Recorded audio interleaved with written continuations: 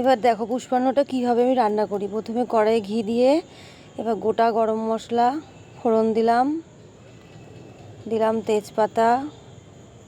হ্যাঁ, ফোড়ন দেওয়ার পরে এবার দেব গাজর কুচি।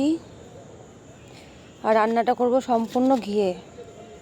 সামান্য একটু নুন দিয়ে এবার গাজরটাকে বেশ ভাজা ভাজা করে নেব।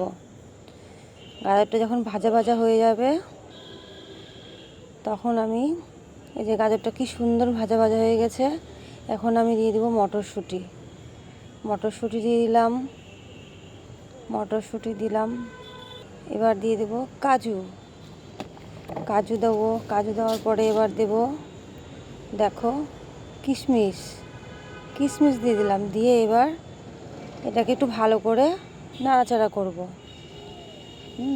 যেন মটরশুঁটি, কিশমিশ, কাজু এগুলো যেন আবার হালকা ভাজা ভাজা হয়ে যায়।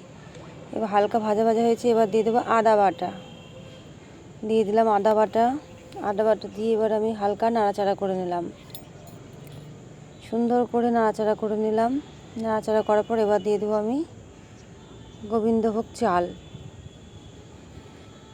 দিলাম। চালটা দিয়ে বেশ ভালো করে আবার নাড়াচাড়া করে নেব। নিয়ে চালটা যেন ভাজা ভাজা হয়। চালটা যখন ভাজা হবে তখন সুন্দর গন্ধ আসবে, জানো, দেখতে কত সুন্দর ভালো লাগছে, দেখছো? চালটা ভাজা ভাজা হয়ে এসছে। এবার আমি 2 গ্লাস চাল দিয়েছি, এখানে আমি এবার 3 গ্লাস, 3.5 গ্লাসের বেশি একটু জল দেব। 1 গ্লাস, 2 গ্লাস, 3 গ্লাস আর হাফের একটু বেশি দিয়ে এবার ঢাকা দিয়ে দেবো। দিলাম 1 কাপ চিনি দিয়ে এবার ঢাকা দিয়ে দেবো। দেখো রান্নাটা আমার মোটামুটি হয়ে এসছে। চালটা অর্ধেক সেদ্ধ হয়ে গেছে। এই রান্নাটা আমি আমার মাকে ভোগে রান্না করে দিই, জানো। বাড়িতে আমার মা আছে, কিন্তু আজকে আমি রান্নাটা করেছি আমার মেয়ের জন্য।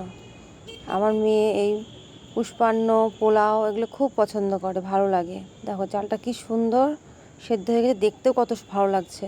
আর একটু ঢাকা রেখে দেবো, ব্যাস আমার রেডি পুষ্পান্ন।